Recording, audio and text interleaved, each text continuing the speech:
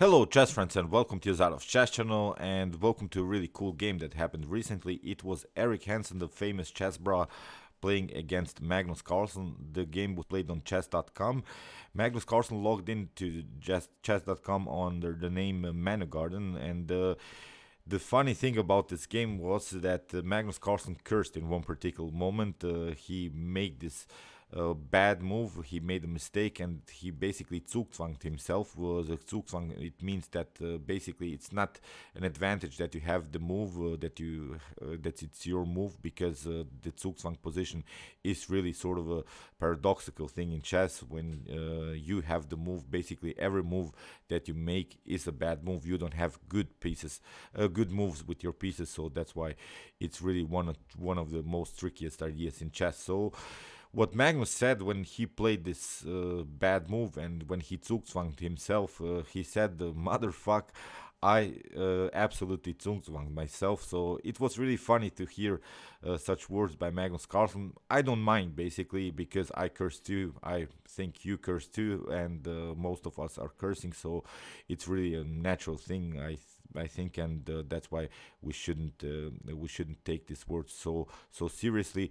But it was, as I said, really funny to hear it by Magnus Carlsen, because Magnus seems always so polite. He chooses words, but okay, we are all human, and as I said, I don't mind, because I'm Croatian. We curse all the time.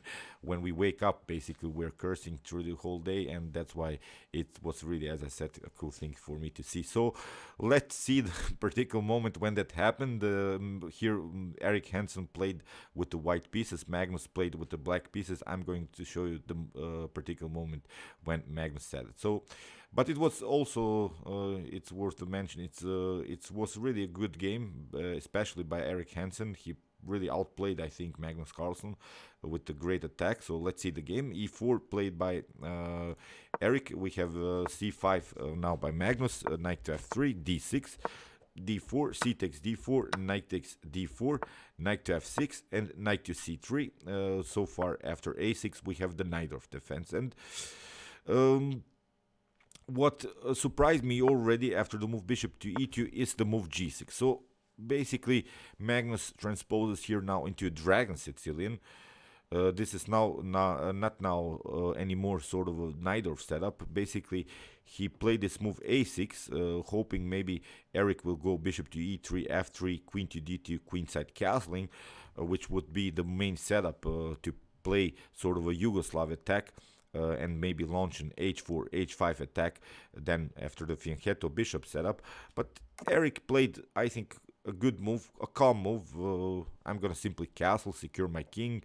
You have sort of lost the tempo with your move a6, so nothing special here. After bishop to g7, rook to e1, which I also like this move after castling bishop to f1. So what Eric has accomplished here, I think, is the supported pawn, and there is always this problem in Sicilian games. For instance, White has lost a little bit the pawn central control, which is this setup. White has only one pawn in the center. On the other hand, Black has two pawns in the center. So from a strategical point of view, the pawn structure that Black has is slightly better. But the piece activity that White has is a good one, because you have this centralized knight, you have this advanced pawn.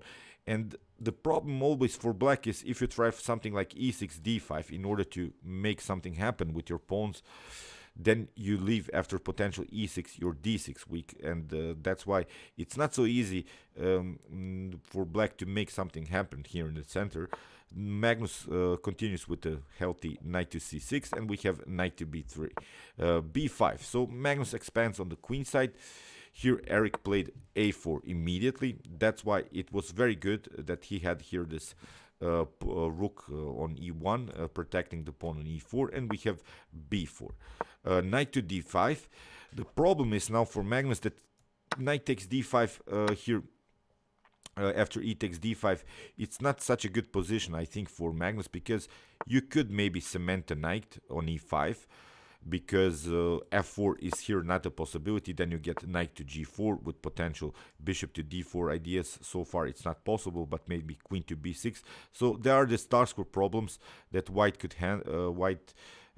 face, and here after knight to f2 this would be a risky position for Magnus. But after knight to e5 you don't have to chase the knight, you can play really a great positional move, I think a5. So probably Magnus calculated all of that, although this was a blitz game that they played. He saw that this is not a good line. He played knight to d7, and we have a5 anyway by Eric Hansen. He simply cemented the position on the queen side, leaving a little bit here the pawn on b4 as a weakness, because what black would love to do here is to play a5 himself and also connect these two pawns. So after a5 we have rook to b8. Magnus has to protect his b4 pawn, but also he could have here maybe also some counter-attack possibilities if the position of course allows it, with rook to b5 and then maybe attacking his Eric's a5 pawn. So here after rook to a4 we have e6, kicking away the knight, and here knight to e3 play by Eric. And that's what I meant. You see, you have still this flexible pawn structure, but there is always this weakness of this of this d6 pawn. So knight to c5, we have knight takes c5, and now d takes c5. So okay, what to do here now from white's perspective and black's perspective also. So what you don't want to do here for any side is to lose the battle on the d file. So basically we have sort of a tension on the d file. You don't want to take the queen, and white doesn't want to take the queen also, because then you're basically inviting the rook, your opponent's rook, into the game. So that's why Eric plays simply knight to c4, trying to get some kind of an outpost. Also here the weak squares now in the position in Magnus' position are of course this d6 and b6 squares, so we could play maybe something like e5 and then maybe knight to d6. So here rook to b5, which was a risky move by Magnus Carlsen. You see the problems about this move. It was basically a mistake, not really the greatest of moves, because you're getting your rook on the same diagonal like the bishop, and here Eric plays simply knight e5. So this is the problem, because here you cannot take after knight takes e5. Okay, you could play bishop to e5, but as I said, you're simply losing your rook. So Magnus sees that and he gets out with the queen on c7. Trying also some rook to d8 ideas, and now queen to d6. So of course because of this threat of rook to d6, queen to d6 is perfectly fine. After queen takes d6 we have e takes d6, and now this pawn is marching on, which is really a great supported pass pawn. And I really like this knight on c4, which creates sort of a blockade against these two pawns, but it's also very supportive of this d6 pawn. Now our main goal is maybe rook to d1 and then simply march on with this pawn. So it's not really a good position here for Magnus. Rook to d8 and now bishop to g5. Here after this move Magnus Carlsen was really unsatisfied with his position. He thought that he was here really on the losing side. He has to play really a weird move like f6 here. You see, it's okay, it's kicking away the bishop, but still you have now a new weakness. It's the pawn on e6, of course. So here bishop to e3, you see now we're targeting also this c5 pawn, and we have now a bishop to f8. And here Eric, I think, has immediately this move knight to b6, which I think he should have played, simply trapping the rook, because you could take maybe here with the rook, rook takes here, rook takes, knight takes c5, but here I think we can simply take bishop takes c5, then after that bishop takes b4, knight to c8 is also a possibility. So far you cannot attack, you cannot take this pawn on d6, because after bishop takes d6 followed with rook takes d6 and then knight takes c8. So it's really a weird position of this rook here on b5. Eric played here rook to a1, and now we have knight to d4.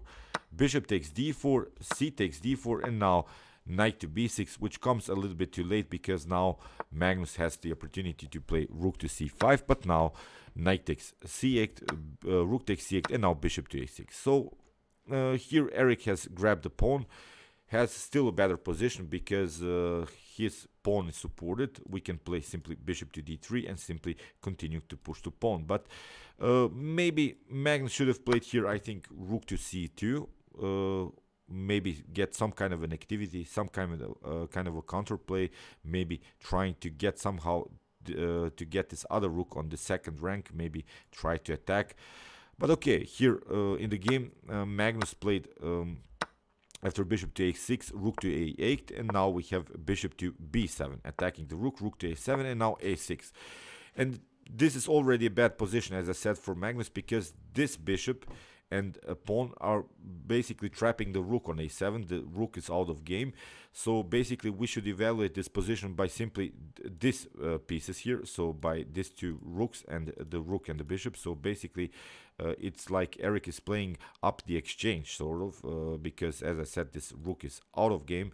You could maybe sacrifice it for the bishop and maybe a pawn, but it's still a risky choice. So bishop takes d6. Okay, at least Magnus grabs a pawn, and here g3 played by Eric Hansen, and we have now king to f7, king to f1. Now we are basically in an endgame stage, so you have to play active with your king. King to e2, we have rook to c7, and now king to d3. Very nice move. Now the king is protecting the c2, and we could here create some kind of blocking system, never allow these pawns also to march in the center.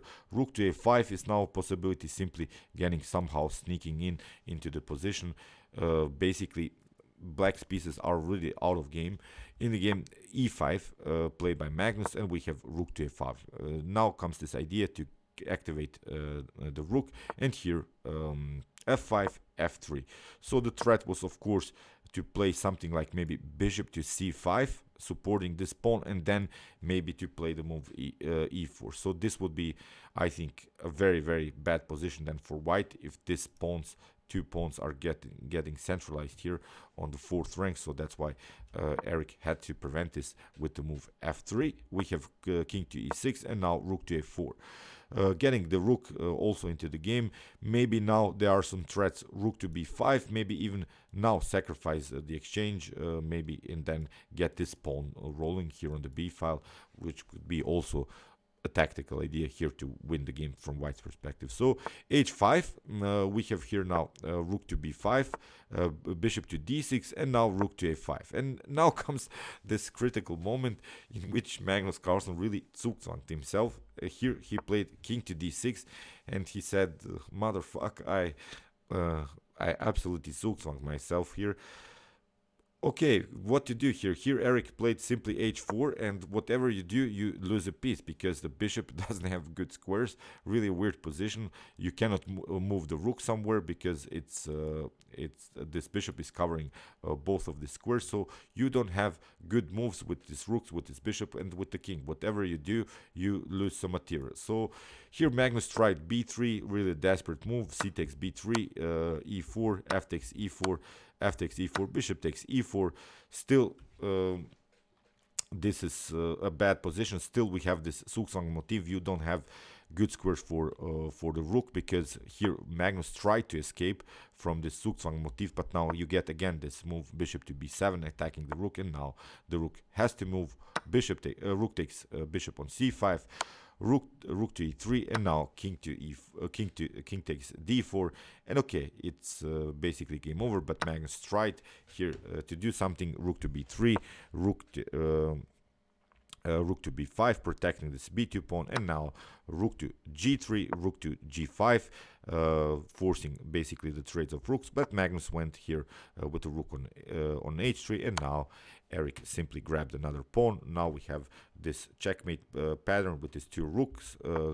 King to e7 was played, rook to a5. We have king to d8, and now after rook to g7, Magnus Carlsen resigned. There's no way that you can prevent any more some checkmates. You cannot even play rook to e3 in order to cover your king. So it was game over in this position. As I said, Magnus resigned. So great game. Okay, we have to say Magnus Carlsen won all the other games against Eric Hansen, maybe a couple of draws, I'm not sure, but this was, I think, his only losing game against Eric Hansen. But it was really a funny thing to see a little bit Magnus cursing on stream. It's for me, it was a cool thing. I watched a little bit his games, but I couldn't follow all of them. Then I saw this a tweet on Anish Giri's page. He texted that that Magnus Carlsen cursed in his stream. I found it really hilarious. It was a really cool thing, as I mentioned, to see a world champion speaking like this. Okay. Okay, what to say? I hope that you enjoyed this game. I enjoyed it a lot. It was, as I said, really cool to see also Eric Hansen. He played here a great game. If you want to see more games like this, you can watch my other commented chess games. Here's the link. And you can also watch my best chess games of all time if you want to see the best chess games that have been ever played in chess history. See you soon with some more videos, and chess is the best, of course.